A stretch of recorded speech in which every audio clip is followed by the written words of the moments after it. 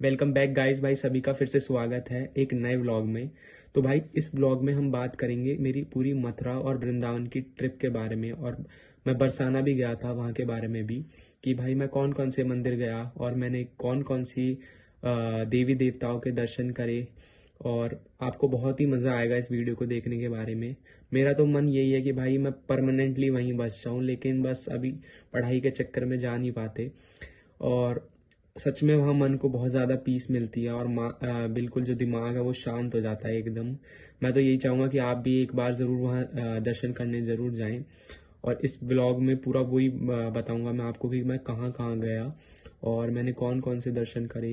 प्राचीन चीज़ों के बारे में भी बताया मैंने कि कहाँ हमारे श्री कृष्ण जी के हाथों के चिन्ह हैं और कहाँ राधा रानी जी का जन्म हुआ था। आपको बहुत सारी चीज़ों के बारे में जानने को मिलेगा।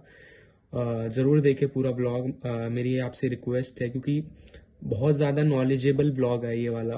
और डेली ब्लॉग सबसे आया करेंगे। सॉरी वो मैं अपना प्रॉमिस फुलफिल नहीं कर पाया था, लेकिन अब से डेली ब्लॉग्स आएंगे। और अगर आपको पसंद आए तो लाइक ज़रूर करना, ठीक है। अभी ब्लॉग एंजॉय करो, मैं आपसे एंड में मिलता हूँ, ठीक है।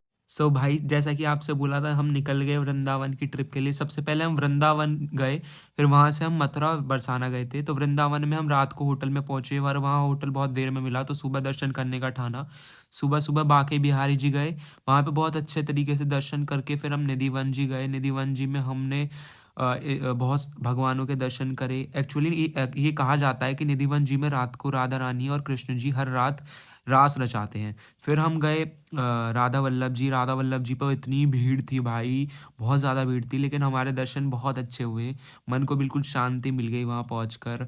और राधा वल्लभ जी बहुत ज़्यादा सुंदर है यार। फिर वहाँ से हम राधा वल्लभ जी के पास से हम निकल गए राधा रमन जी के लिए। राधा रमन जी इतने क्यूट हैं भाई, इतने क्यूट है बाय गॉड। आप मतलब देखोगे उनको तो फिर आपकी आँख ही नहीं हटेगी उन पे से। फिर हम गए भाई इस्कॉन। इस्कॉन भी पास में ही है, ये सारे मंदिर बहुत ज़्यादा पास में ही हैं, तो इस्कॉन गए। फिर इस्कॉन में भाई हमने दर्शन करे लाडली जी के, और प्रभु जी के बारे में हमने बहुत सारी चीज़ें जानी कि वो कब यहाँ से अमेरिका गए थे और उन्होंने कैसे कैसे इस्कॉन की स्थापना करी। लाइफ के बारे में समझा कि लाइफ हमारी कैसे चलती है, आत्मा एक बॉडी से कैसे बॉडी दूसरी बॉडी में ट्रांसफ़र करती है, ये सब जाना।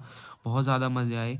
फिर भाई हम इस्कॉन के बाद हम लास्ट में गए हम केशी घाट। केशी घाट में भाई हमने बोट में बैठ के थोड़ा हमने बोटिंग वोटिंग करी आराम से, और फिर हम निकल गए रात के समय, थोड़ा मतलब शाम के समय ही हम पहुंच गए अपना प्रेम मंदिर। भाई इसको वन ऑफ द बेस्ट मतलब सुंदर मंदिरों में कहा जाता है, प्रेम मंदिर को वृंदावन के।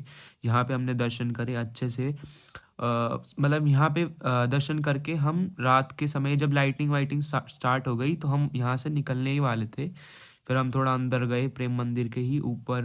यहाँ भी बहुत सुंदर अंदर भगवान जी की कृतियाँ बनी हुई हैं।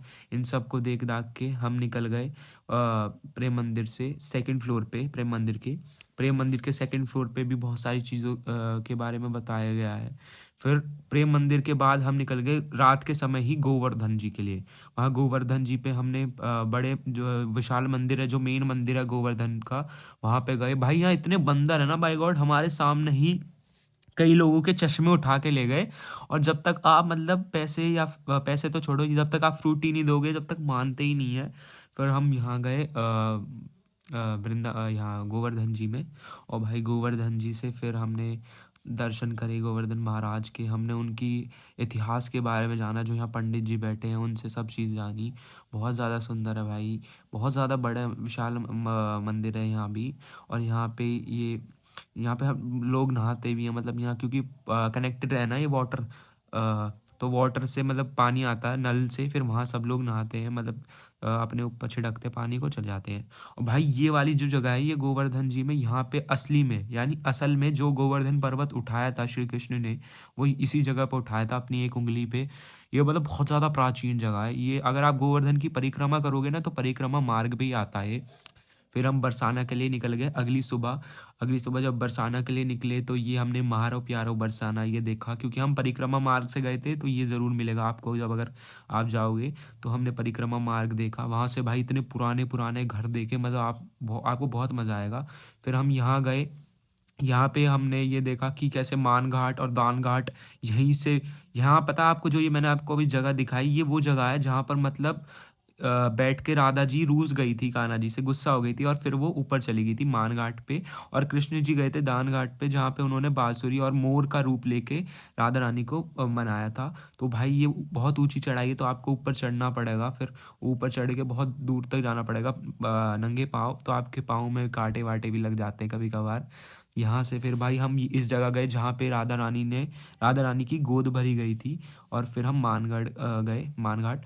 और भाई यहाँ गए हम, यहाँ पे बहुत बहुत ऊंचाई है, सीढ़ियों से जाना पड़ता है। और जो जो चश्मे पहनते हैं भाई, वो तो चश्मे ज़रूर उतार के जाए, क्योंकि इतने बंदर हैं, इतने बंदर हैं। फिर यहाँ से हम यहाँ गए और फिर हम निकल गए दानगढ़ के लिए। दानगढ़ भी गए हम, वहाँ पे भी बहुत ज़्यादा हमने चीज़ें देखी, वहाँ पे बहुत ज़्यादा मज़े करे, दर्शन करे।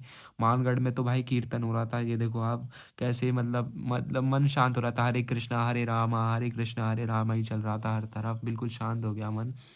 और फिर हम ऊपर चले गए, आज के लिए बाय। भाई अगर आपको पूरा ब्लॉग पसंद आया है तो ज़रूर बताना भाई, ठीक है। और कमेंट ज़रूर करना, लाइक सब्सक्राइब ज़रूर करना अगर आपको पसंद आया है तो। और मुझे नई नई चीज़ों के बारे में कमेंट्स में ज़रूर बताना, टॉपिक्स के बारे में कि हमें ये एक्सप्लोर करना चाहिए। मैं अपनी पूरी कोशिश करूँगा कि मैं उन चीज़ों को कर सकूँ। और अपना सपोर्ट ज़रूर बनाए रखे भाई। मिलते हैं एक नई व्लॉग में, नई वीडियो के साथ, नई नॉलेजेबल कुछ टॉपिक के साथ। अभी